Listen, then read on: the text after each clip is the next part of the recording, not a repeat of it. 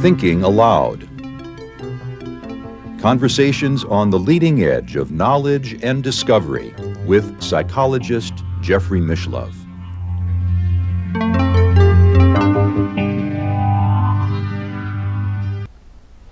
Hello and welcome. I'm Jeffrey Mishlove. Today we are going to explore the language of the gods, by which I mean Sanskrit. With me is Dr. Debashish Banerji, who is the academic dean at the University of Philosophical Research in Los Angeles. He is also an adjunct faculty member at Pasadena City College and the California Institute of Integral Studies. Dr. Banerji is the author of several books, including The Seven Quartets of Becoming, the Integral Yoga of Transformation, based on the Diaries of Sri Aurobindo.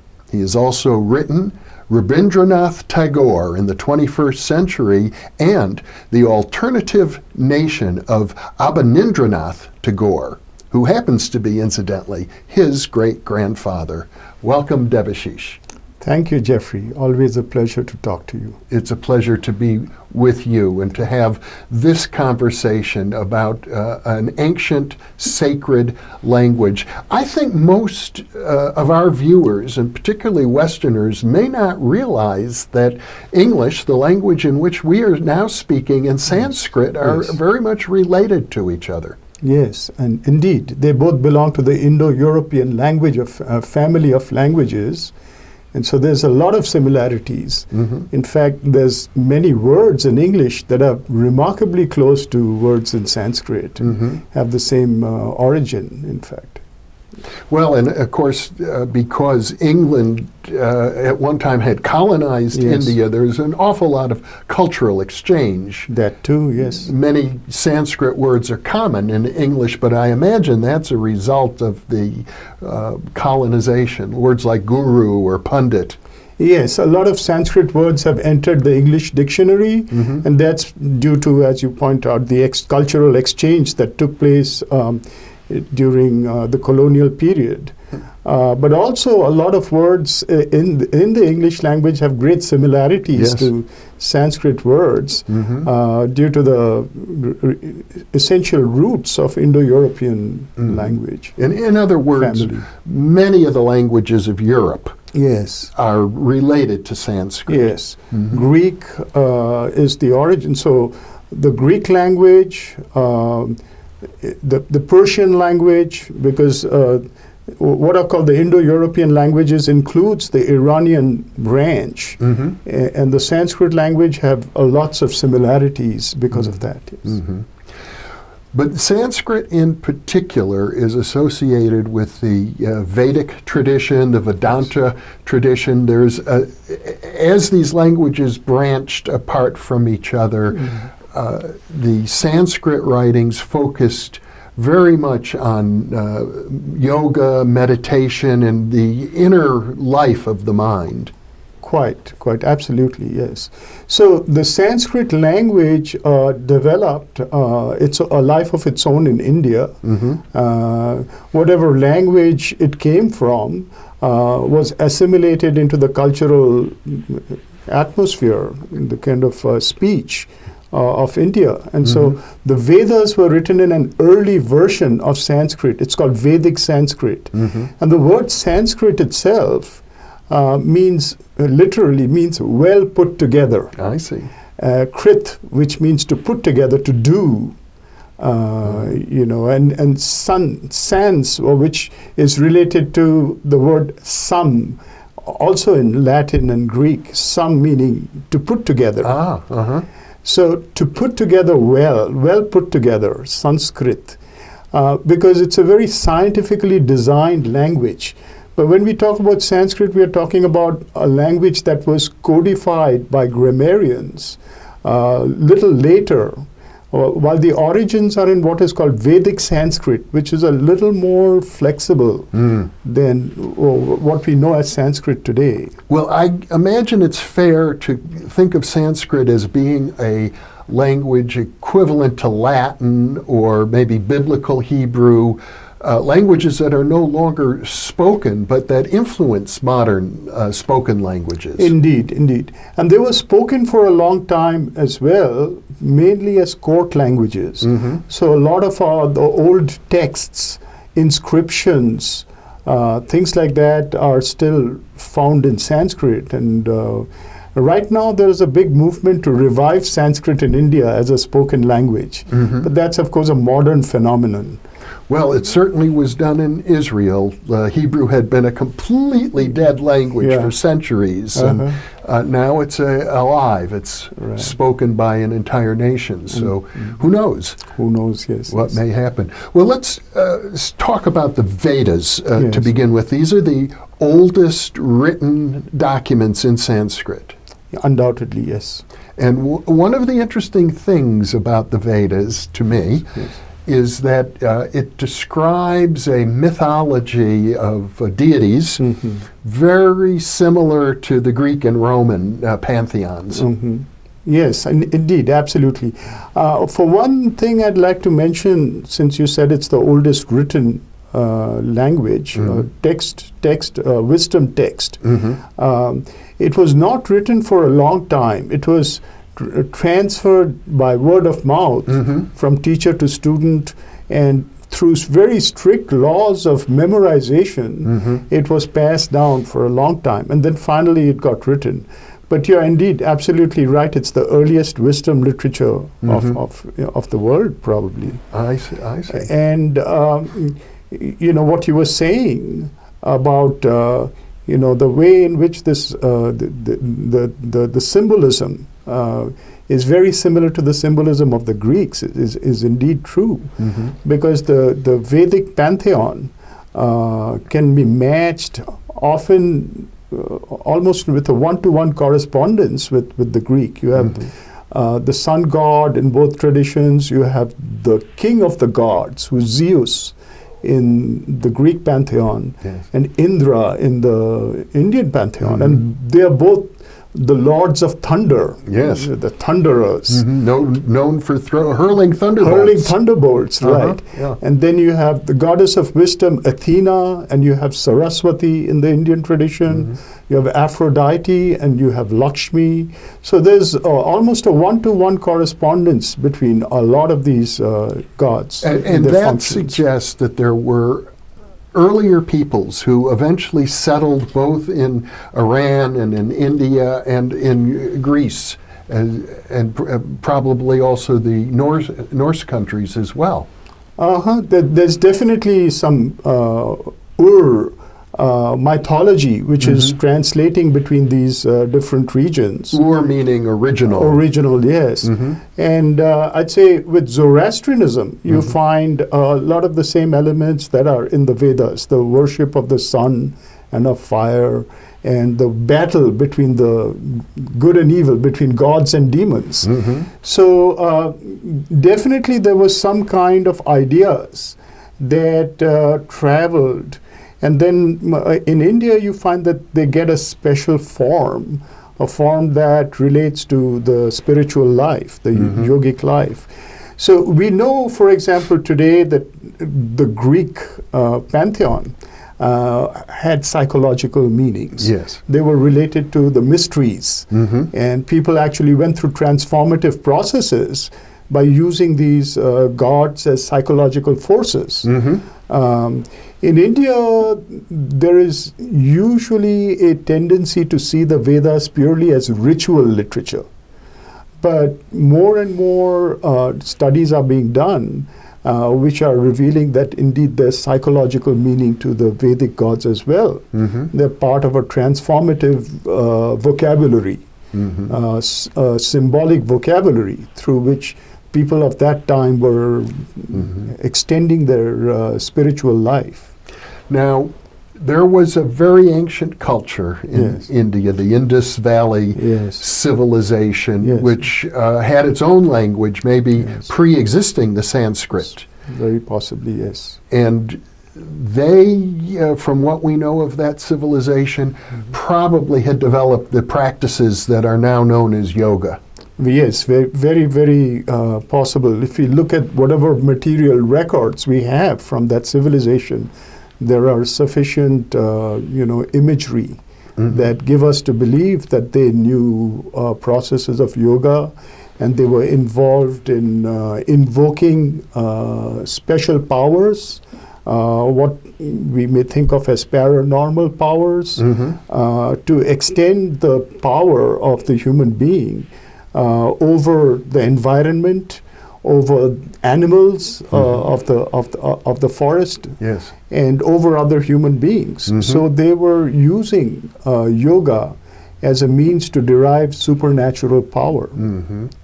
And I gather that the evolution of the Sanskrit literature must have had something to do with this Aryan culture with their pantheon of gods, similar to the Greeks and Romans, encountering this other tradition which was meditative and perhaps shamanistic and tantric and involved yoga. True, absolutely. I completely agree. So there was a shamanistic tradition, as you mentioned. In fact, the word for shaman-like beings in India is Shraman.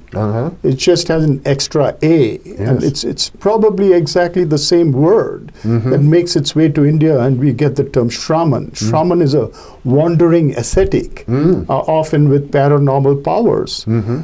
So you either had individual Shramans, or you had groups of Shramans that formed little collectives. And it's very possible that in the Indus Valley you had people of this kind who entered into society and were actually very influential in society. They may even have controlled the society, may have been like priest kings. So there is a certain kind of prevalence of these practices within society itself. And when we talk about the civilization of the Indus Valley, we're talking about something maybe 4,000 or 5,000 years ago, a contemporary with the early civilizations of Egypt and Samaria. Quite true. The peak of the Indus Valley takes place about I'd say close to 5,000 years back, about 2,700 BCE. It begins speaking. But you find that its roots are in settlements that go all the way back to about 8,000 BC. So there's a gradual increase in urbanism and in technology till finally we come to these extremely, sort of developed societies around 2,700 BC. And it keeps peaking, it keeps continuing to progress till about 1500 BC. And then there is a kind of a desertion of these towns. And so that's the Indus Valley, and then the material records seem to dwindle after that. And again, we have a lot more activity, which we see almost 1,000 years later, around the 3rd century, or say the 5th century BC. Well, and this undoubtedly involved the migrations of people and the fusion of various local cultures and external invaders. But at the same time, I think what we're seeing is the development of a very refined philosophy in Sanskrit, the Vedantic tradition. Absolutely, very true. Largely, the migration of people from the Indus Valley today is attributed to tectonic plate shifts that caused a lot of flooding and drying up of some rivers and flooding in other rivers. So people found it untenable to live in those regions, and they started moving out. But you're absolutely right in that the literature that developed after this, the Vedic literature, must have absorbed some of the practices. And so it's a language that from the very beginning is adapted to the spiritual life. This is why people have named it the language of the gods. Because it's, also you mentioned that maybe in the future it'll be a spoken language again. There's one thing in that language that actually lends itself to the future very powerfully. It's the ease with which it discusses the inner life of the human being, the psychological, depth psychology of human being and its possibilities. This is one of the reasons why a lot of words have come into the English language. Yeah. But yeah, from the very beginning, there is an emphasis on that kind of vocabulary that will let us describe a deeper human being. Well, like ancient Greek or ancient Hebrew or Latin, it's thought of as a sacred language, Yes. not a secular language, although it must have had some secular uses. But Yes, sacred languages in general are different from secular languages in several respects, one of them being the notion of mantra. Right. Let's talk about that. Yes. So when we look back at the past, the Rig Veda is considered to be the most powerful mantric literature of India. So it's supposed that the hymns are a combination of sounds that have effects on the consciousness of the hearer and can transmit experiences. So this is the whole idea of the mantra, and the theory of the mantra is developed over centuries in India, where people have given it very sophisticated formulations. I mean, even down to the 10th and 11th century, we have very important texts that are talking about the theory of mantra, about how some sounds have specific vibrational effects on the human system, and how words can actually be combined in such a way that they open up experiences in the psyche. Yeah. Now, for example, probably most of our viewers are familiar with the Sanskrit mantra Om. Yes. Can we talk about that? Yes. So Om is considered to be the primordial sound. They give it the term or the phrase the unwounded sound.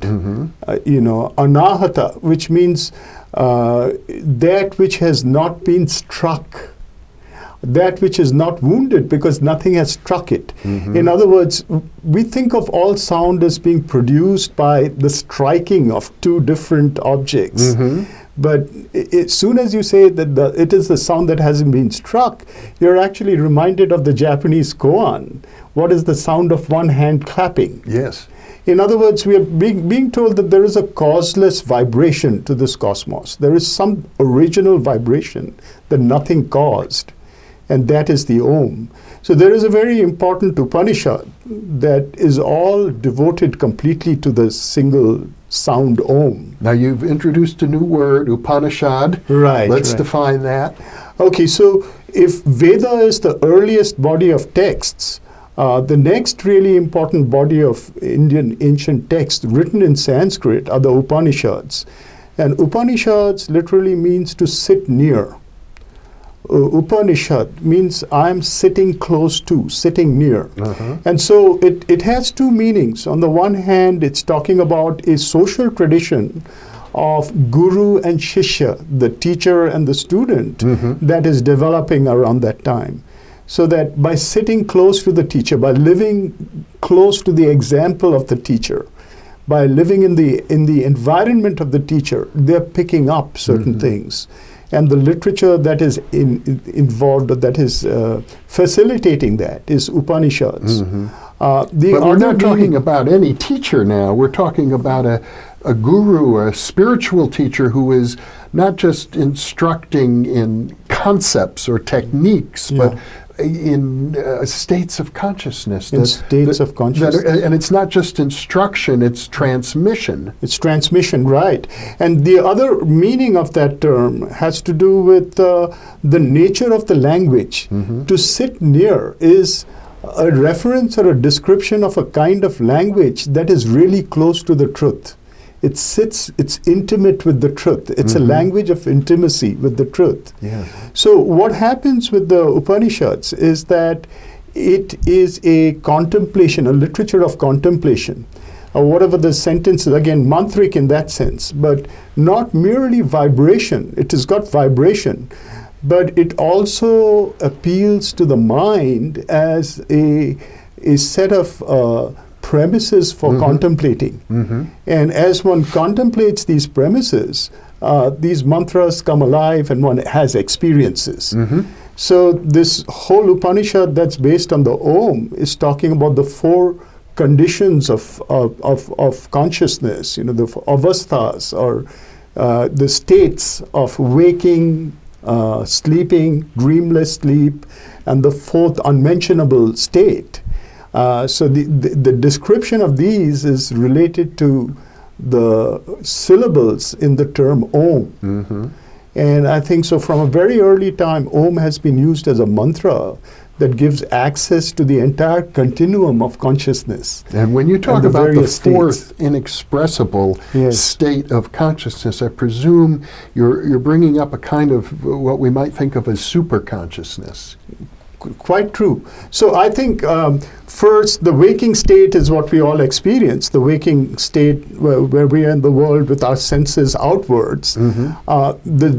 What is called the dreaming state or the sleeping state is essentially not just sleep, but states of trance where we turn our senses inward. Mm-hmm. It's the entire spectrum of the inner life, one may say. And the third one is called Shushupti, and that literally translates to sleeping in sleep. Mm-hmm. It's a reflexive sleep. Mm. In other words, it's a kind of lucid dreaming in which one translates from one state of normal dreaming to a state which transcends waking and sleeping, Mm-hmm. or waking and dreaming. Okay. And that kind of condition is already a superconscious. Yes. And so that is the 3rd state. And the 4th state is completely without content, because one enters into a samadhi, which is so transcendental that one cannot bring back anything from there. Mm-hmm. But one merges into perfect bliss. And then that is one of the stations of the continuity or continuum of consciousness. Mm-hmm.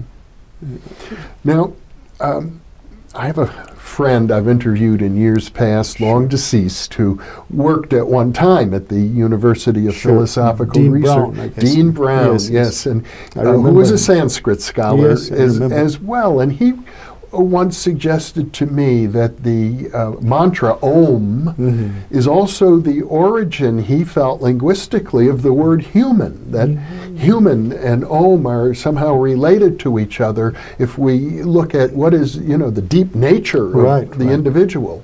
It's beautiful. That's a beautiful, idea, and it may be very true. Mm-hmm. It's very possible because, again, as you mentioned earlier, Sanskrit is a mantric language, Mm-hmm. and there is an Indo-European family of languages. If we really listen to the Sanskrit sounds, we'll find resonance with a number of other sounds in the Indo-European language, Mm-hmm. and sometimes. That's how we arrive at intuitive understandings of how things like this, the human, Om and human, Mm-hmm. there may be a connection there, that is probably the origin of the human, because the human is the being that actually, in potential at least, bridges all these conditions of consciousness. Mm-hmm. So it's the human.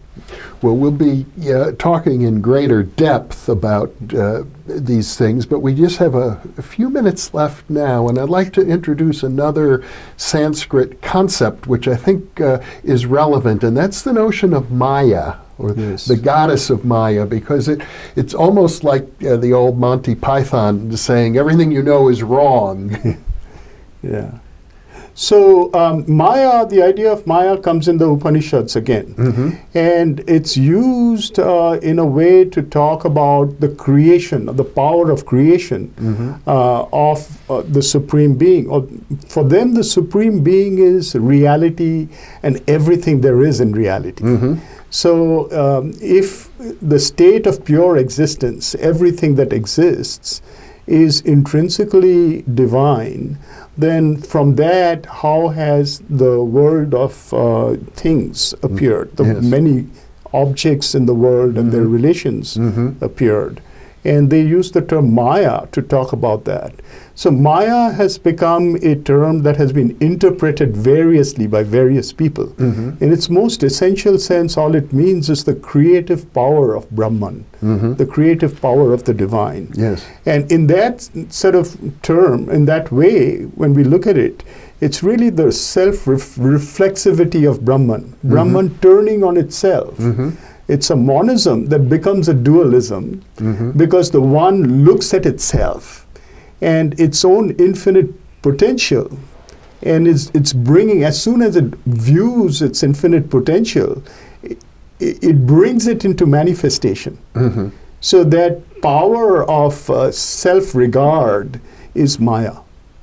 Okay, now I was taught something different. Yes. And many people, I think, are taught that Maya means illusion or confusion, that if we're not connected to that one source, to Brahman, to the divinity of absolutely everything, then we're trapped in Maya or illusion. Is that also correct? It's correct in a certain sense, because if the self-regard of Brahman produces a word which is the self-description of Brahman, and you think that that is Brahman, then you're caught in a certain appearance.